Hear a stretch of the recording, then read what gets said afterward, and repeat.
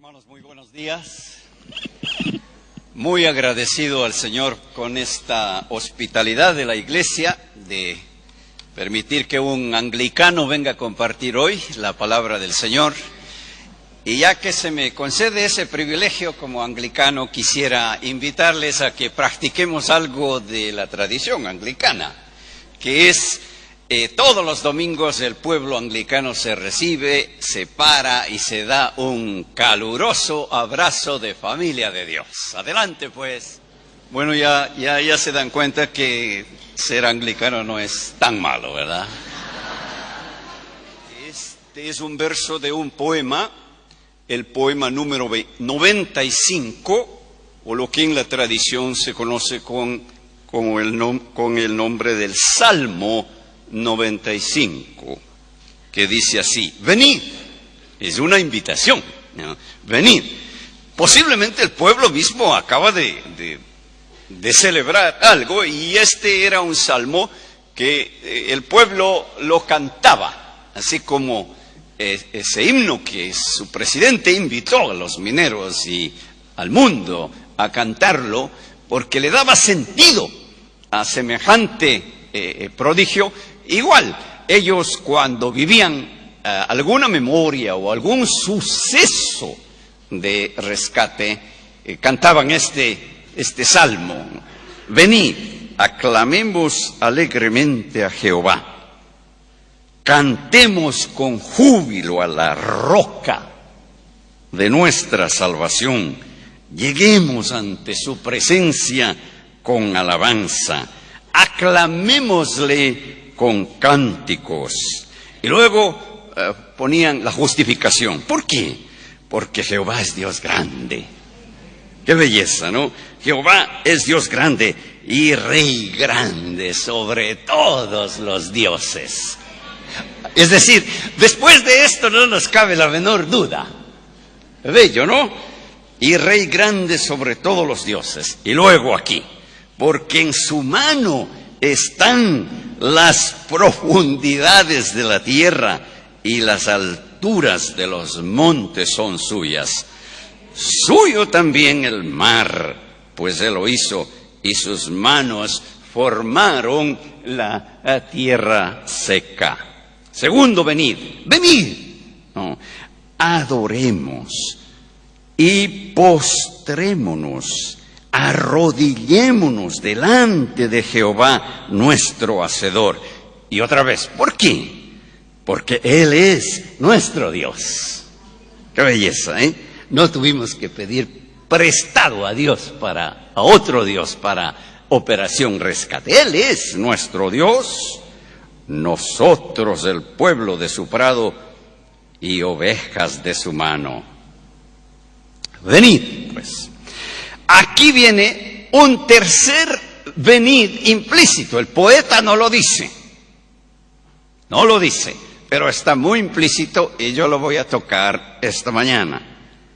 De pronto cambia el tono de la invitación. La invitación empezó siendo muy gozosa. Vengan a celebrar. Intempestivamente cambia el tono de la invitación. Y mete un condicionante en el poema: sí. De aquí en adelante, todos estos acontecimientos que vivamos nos atrapan en un sí. Quedamos atrapados en un sí. Este sí, que no se nos olvide jamás: si oyereis hoy su voz.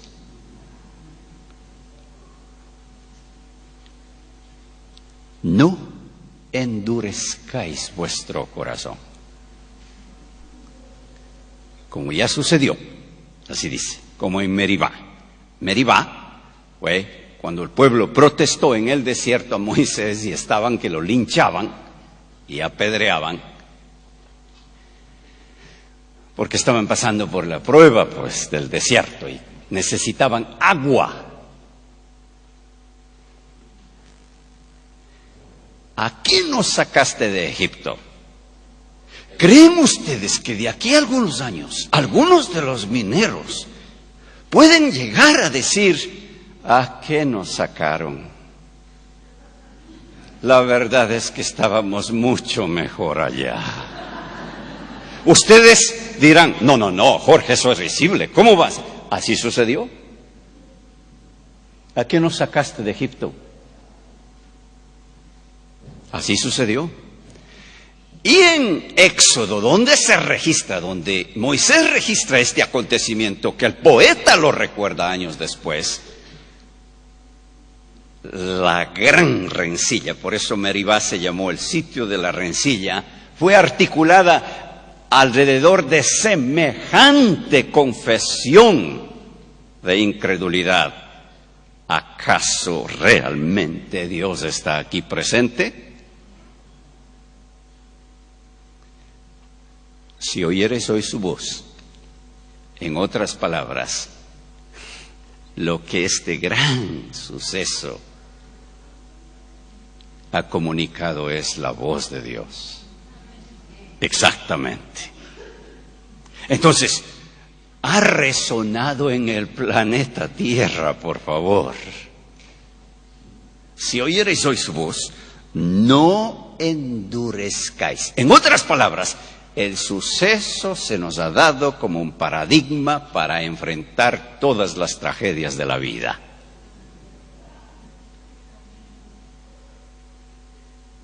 ¡Qué regalo! ¡Qué regalazo!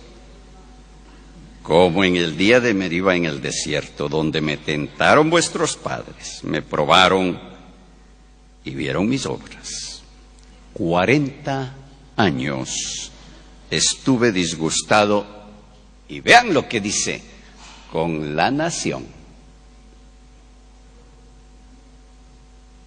Con la nación, no con algunos individuos, con la nación. Y dije, pueblo es que divaga de corazón, y no han conocido mis caminos. Por tanto, juré en mi furor que no entrarían en mi reposo. Curiosamente, el himno que cantaban en las festividades incluía esta porción, para que el pueblo no se olvidara. Entonces, ¿cómo espera el mismo Señor que ha obsequiado semejante parábola al mundo que sea celebrada dicho regalo? Quisiera decir en primer lugar una palabrita sobre profundidades. Aquí, eso se destacó en la camiseta, esa es una palabra que ha recorrido el mundo, esa es una palabra que se está subrayando en las liturgias. Entonces, quisiera decir en primer lugar algo sobre las profundidades, ya que los mineros, como el pueblo, como el poeta, como Moisés, interpretaron el acontecer de Dios como en su mano están las profundidades de la tierra. El concepto y vivencia de la profundidad y de cuán profunda es la profundidad, por favor, síganme. El concepto y vivencia de la profundidad y de cuán profunda es la profundidad es un aporte de la cosmovisión bíblica, del pensamiento bíblico. Por ejemplo, el apóstol Pablo nos hace saber que el pensar, el saber y la ciencia de Dios tienen una profundidad que son inalcanzables. ¡Oh!, dice él en Romanos, ¡oh!, cuán profunda es la ciencia y los pensamientos de Dios, inalcanzables. Pues Dios es profundo. El mismo apóstol nos dice que cuando él reflexiona en el amor de Dios, en el amor de Jesucristo, descubre que este amor es bien difícil de medirlo. Para que habite Cristo por la fe en vuestros corazones, para que podáis conocer con todos los santos cuál es la anchura, la profundidad, la longitud y la altura, y de conocer el amor de Cristo. Y otra vez que excede. Esta es una profundidad inabarcable, que no se puede medir. Luego, el proverbialista, el que escribe Proverbios, nos habla de una creación profunda que escapa a la investigación. Dice en Proverbios 25:3 que la tierra, el corazón del rey, todas son profundas, no susceptibles de investigación. Que hay profundidades a las cuales será muy difícil llegar con la tecnología o la ciencia. Escapan. Una de esas es la profundidad de la tierra, y curiosamente otra es el corazón del rey. Luego el poeta que escribe los salmos, o uno de ellos, porque son varios, nos recita en uno de sus poemas que también la existencia humana está llena de realidades profundas. Desde lo profundo clamo a ti, Señor. Está viviendo algún tipo de realidad, que a veces es depresión, que a veces es melancolía, que a veces es tristeza, que a veces es culpa, que a veces es persecución. El lodo cenagoso, lo dijo Carmen esta mañana, del lodo cenagoso. Otras veces era: Él rescata del hoyo tu vida. Es decir, la misma existencia humana está llena de realidades profundas.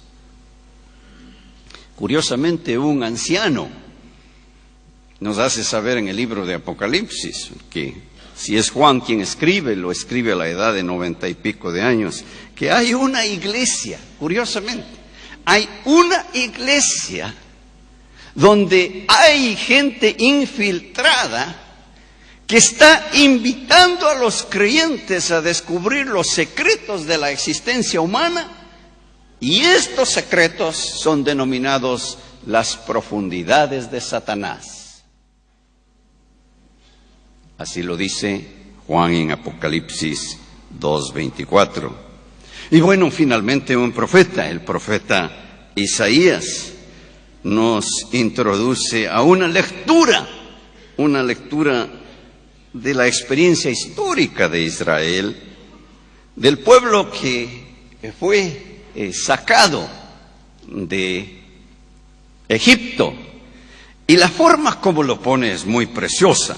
En Isaías capítulo 51, verso 10, lo dice así: ¿no eres tú, refiriéndose al Señor, el que secó el mar, las aguas del gran abismo? Vean esta belleza. El que transformó en camino las profundidades del mar para que pasaran los redimidos. No. Dios transformando en camino lo que no es caminable, por favor, las profundidades del mar, para que sus redimidos caminaran por ellas. ¿Cómo vivenciar pues estas profundidades inalcanzables, inabarcables, que no son susceptibles de investigación? Profundidades que nos rebasan, y algunas otras que atemorizan, que nos dejan totalmente impotentes y neutralizados en la vida, que nos ubican en la franja de desahucio, de casi no hay nada que se pueda hacer, como al principio Dios se intuía que iba a ser el caso. ¿Cómo vivenciar estas profundidades? Bueno, este poema el Salmo 95 nos da una pauta. La primera cosa que dice, y en realidad es una sola, pero que se manifiesta, vamos a decir, con 3 características. Pero la invitación es: celebramos el hecho de que en su mano están las profundidades, en adoración. Parece ser que nada más del ámbito de la existencia y de la espiritualidad interpretaría bien y correctamente el suceso que acabamos de vivirlo, sino en adoración. Qué bello, ¿eh? En adoración. Y como es una invitación que lo repite: venid, venid, venid, nos va a ayudar a decir cómo es que Dios quiere ser adorado. ¿Cómo es que Dios quiere ser adorado? Entonces, Salmo 95. Venid, aclamemos alegremente a Jehová, cantemos con júbilo a la roca de nuestra salvación, lleguemos ante su presencia con alabanza, aclamémosle con cánticos, porque Jehová es Dios grande y Rey grande sobre todos los dioses, porque en su mano están las profundidades de la tierra, y las alturas de los montes son suyas. Suyo también el mar, pues él lo hizo, y sus manos formaron la tierra seca. En primer lugar, una adoración, pero una adoración rebosante, por favor. Una adoración llena de regocijo. Es la palabra, que rebose. ¿Por qué? A un Dios que rebosa y a un Dios que rebasa hay que festejarlo. Y hay que festejarlo especialmente, oigan bien, cantando. Es decir, el cántico para nosotros es la forma de manifestar. Si ustedes quieren correctamente ese himno, con la mano en el pecho, cantamos y cantamos con júbilo a la roca de nuestra salvación. Es decir, el cántico definitivamente es lo que mejor expresa el amor. ¿No es cierto? Es decir, cuando literal, si ustedes quieren, estamos muy enamorados, nada mejor interpreta ese sentimiento sino que el canto. Cantemos con júbilo. Entonces, la característica de esta adoración ha de ser una adoración rebosante. ¿Por qué? En sus manos están las profundidades de la tierra. Ahora, que alguien tenga en sus manos las profundidades, por favor, eso nos deja perplejos. Eso nos deja sencillamente maravillados. Y la única manera de cómo lo voy a expresar es, Señor, cantando como lo hemos hecho esta mañana. Luego viene el segundo, venid. Dice, venid. Adoremos y postrémonos, arrodillémonos delante de Jehová nuestro Hacedor, porque Él es nuestro Dios, nosotros el pueblo de su prado y ovejas de su mano. Bueno, si la adoración que espera el Señor es rebosante, bueno, si me van a cantar, dice el Señor, cántenme bien pues. Pongan el corazón ahí, pongan el alma ahí. Si me van a cantar a mí, háganlo bien, porque si lo van a decir a medias, mejor no me canten, no. Cántenme bien, que se sepa que están celebrando.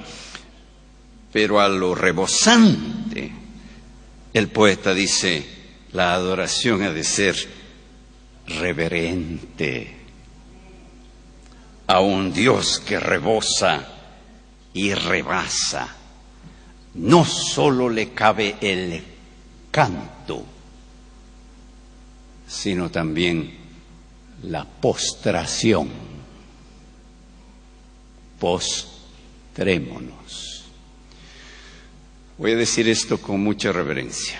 Si ustedes quieren, esta es una invitación a caigámonos delante de Él. Y como en mucho de la espiritualidad hoy en día anda de moda que el que realmente vive la presencia de Dios se cae,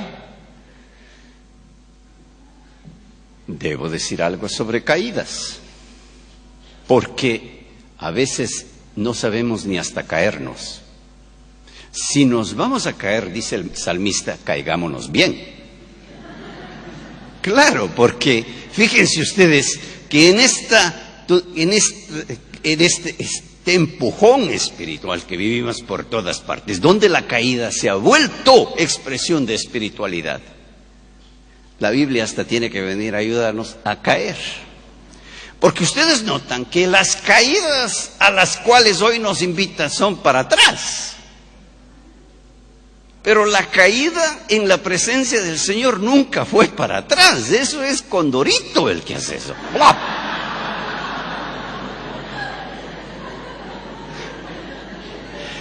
Las caídas en la presencia del Señor son, por favor, adelante. Es el símbolo de la sumisión y de la reverencia. Todo el que se caía en la Escritura en señal de reverencia se caía en postración. Ahora debo decirles, si solo cantamos sin sumisión,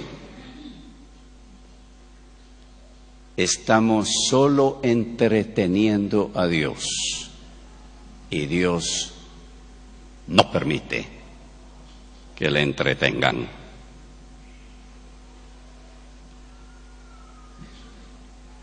Lúdica, sin reverencia, es solo espectáculo.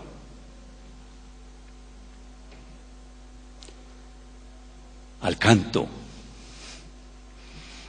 hay que ponerle, Señor, lo que estoy cantando, realmente lo vivo.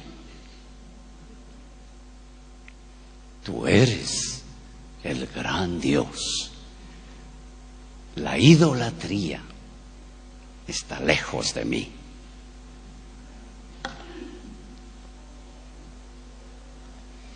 Alguien ha dicho, este es el componente ético de la adoración.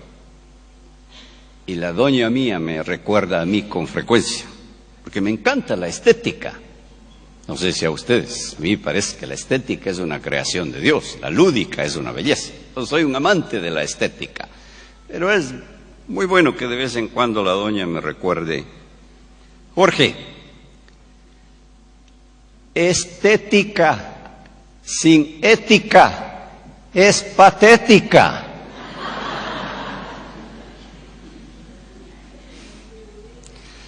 Se me acaba el gusto. Es todo un camello vivir casado con una profetisa, les digo. Pero el salmista lo dice, la adoración ha de ser rebosante, pero también reverente. Reverente. El sentido de estar en la presencia del Dios de dioses, donde no cabe sino la sumisión, el arrodillarnos ante Él, porque no hay otro. Y luego la tercera característica, la que añade, si oyeres hoy su voz, una verdadera adoración. No es solo rebosante, no es solo reverente, es también responsiva. Si oyereis hoy su voz, a un Dios que rebosa y rebasa, se le adora también oyéndolo, haciéndole caso. Y curiosamente, el salmista añade, ¿por qué? Ha añadido ¿por qué? A cada uno de ellos. ¿Por qué? Porque solo su voz, oigan bien, solo su voz nos conduce no al rescate, Esa palabra está muy fuerte hoy en día y me temo que la humanidad va a quedar parqueada ahí. No. La agenda de bondad de Dios para la humanidad no termina en el rescate, sino en el reposo.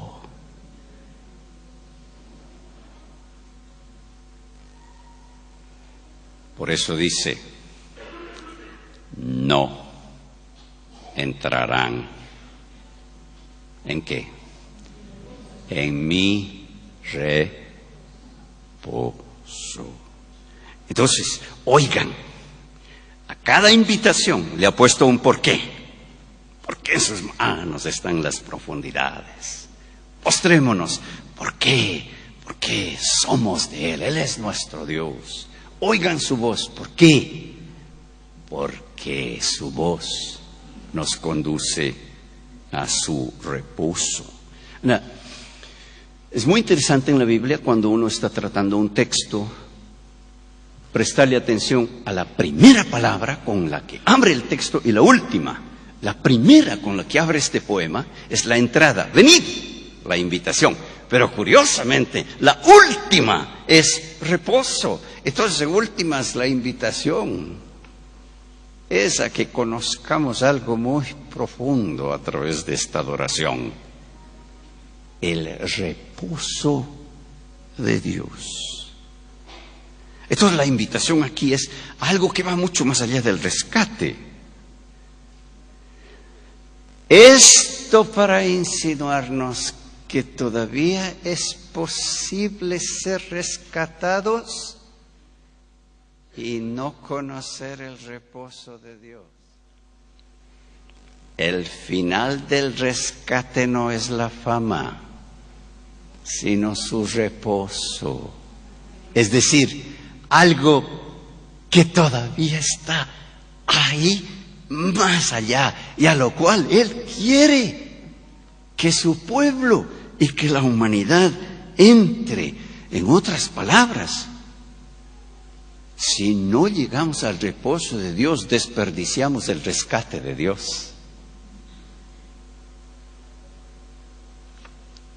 Por eso la advertencia. Ahora, si eso es así, cuando Él dice mi reposo, ¿a qué se refiere? Y aquí tengo que hacer mano de lo primero que empecé trabajando, porque tiene que ver con las profundidades, curiosamente. Este reposo es mencionado en un contexto donde se ha trabajado las profundidades. Entonces Él dice, no conocerán mi reposo. Reposo, en primer lugar, de algunas profundidades que son demoledoras en la vida. Por favor, clamo a ti desde lo profundo. El pueblo clamaba desde lo profundo de la esclavitud.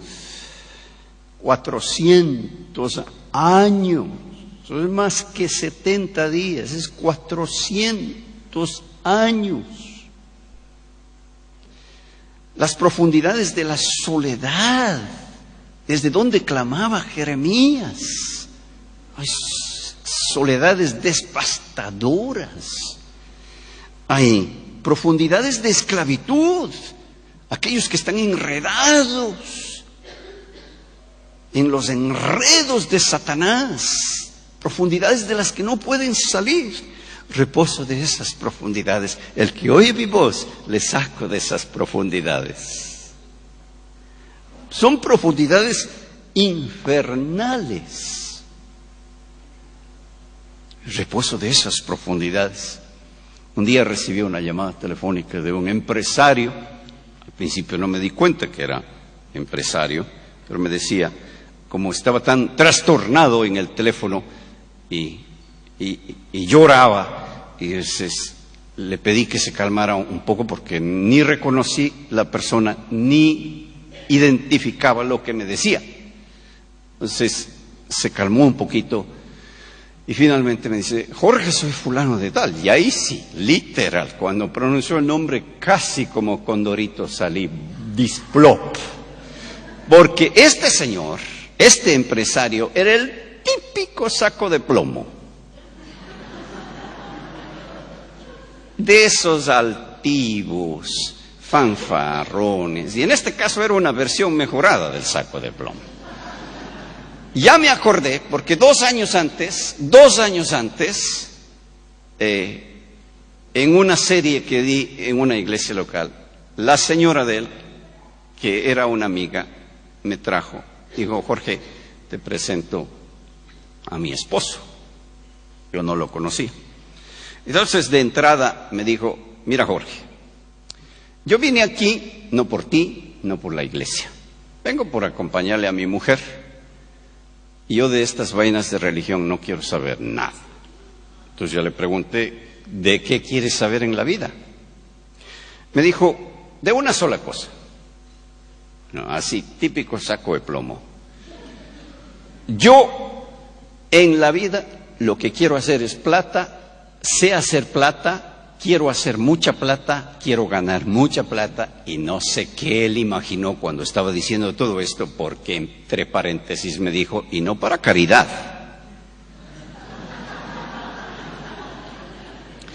Así lo dijo, y no para caridad, sino que me dijo, y para disfrutarla. Yo pensé dentro de mí, este tipo tiene los días contados. Así dentro de mí, porque al Señor le encanta hacerle tragar polvo al altivo. Y varios de nosotros que le conocíamos más por la señora, que era una linda dama, muy servicial, muy devota, que oraba por su marido, orábamos por él.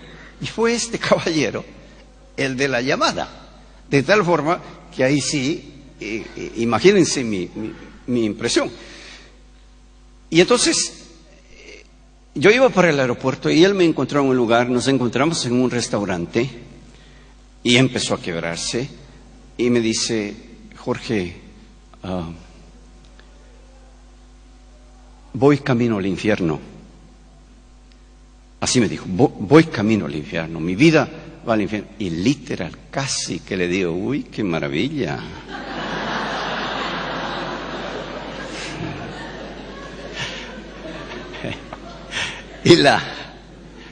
Pero la razón era buena, ¿no? Es decir,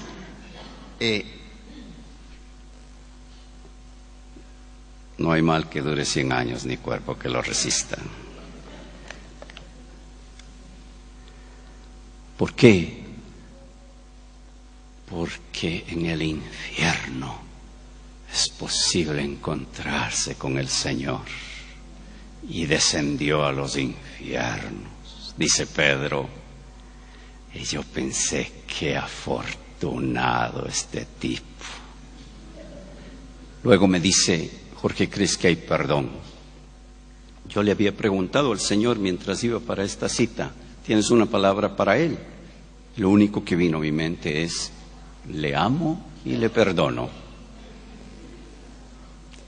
Increíble que Cristo baja a las profundidades, de esas profundidades donde sentimos que ya no hay escapatoria, que son realidades infernales, para decirle a este caballero, te perdono todo. Y él me repetía la palabra, Jorge, pero todo. Entonces hay chance para mí, hay chance para ti. Oigan bien, ese día, apenas yo dije solo esa palabra, el Señor te perdona todo, salió de las profundidades del infierno. ¿Reposo de qué? Reposo de estas profundidades temerarias, por favor. Si oyeres hoy su voz, no endurezcas el corazón, porque van a conocer lo que es el reposo de esas profundidades. Pero curiosamente, como estamos en el contexto de las profundidades, pero para sacarnos a la maravilla, a la gloria, al asombro, a la perplejidad de sus profundidades. De las profundidades infernales a las profundidades celestiales. Oh, profundidad de las riquezas, del conocimiento, de la ciencia y de la mente de Dios. Para sacarnos de las profundidades del odio y llevarnos a las profundidades del amor de Cristo, que no es posible medirlo porque es ancho, largo, alto y profundo. Si oyen hoy mi voz, presten atención, dice él, porque esa voz les lleva al reposo, y el reposo es más que el rescate. ¿Ve? El reposo es mucho más que el de sacarles de unas profundidades amenazantes a unas profundidades gloriosas. Entonces, la advertencia que puede parecer aterradora y de juicio, ¿qué va? Es muy pedagógica. Si oyen hoy la voz de Dios, y el mundo ha oído durante esta semana y estos meses la voz de Dios, ¿o no? Exactamente. No pues endurezcan el corazón, porque esa voz les va a llevar al rescate de ciertas profundidades para conducirlas a otras profundidades. Bueno, amados, que este increíble prodigio de alguien que nos ha mostrado lo que es tener en su mano las profundidades, diga por lo menos a nosotros dos cosas. Una, que nos creen ganas, que surja el apetito, que de aquí quedemos con unas hambres tremendas por conocer las profundidades de Dios. Y esto tiene una implicación. Si Dios es profundo y me invita a conocer sus profundidades, es inmoral una vida superficial. No hay excusa para que el pueblo de Dios sea mediocre.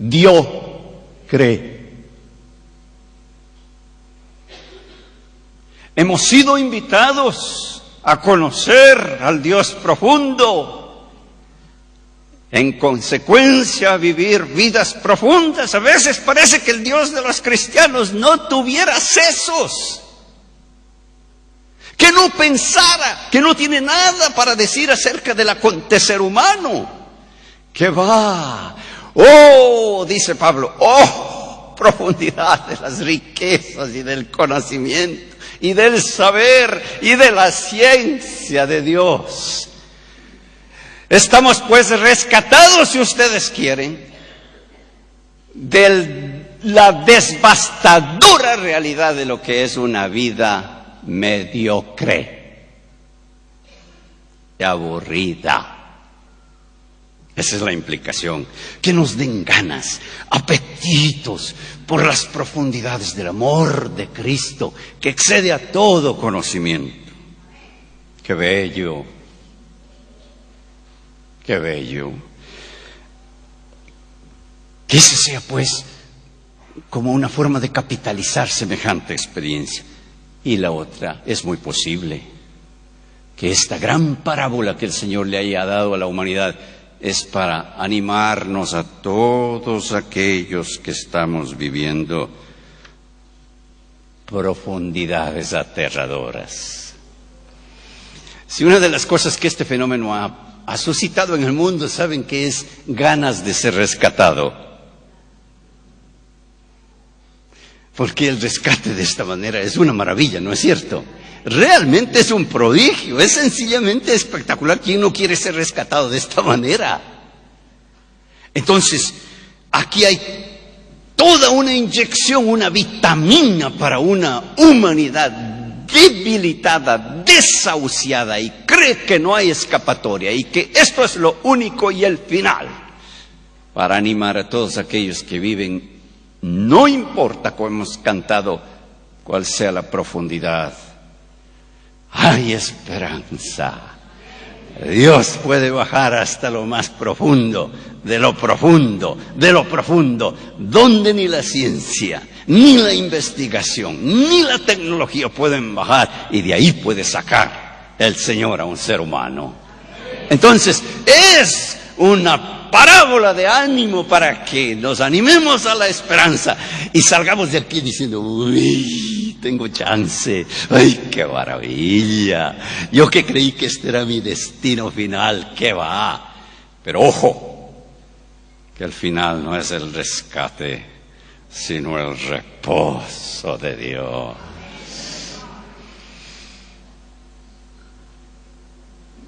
Que mi Dios les bendiga. Amén.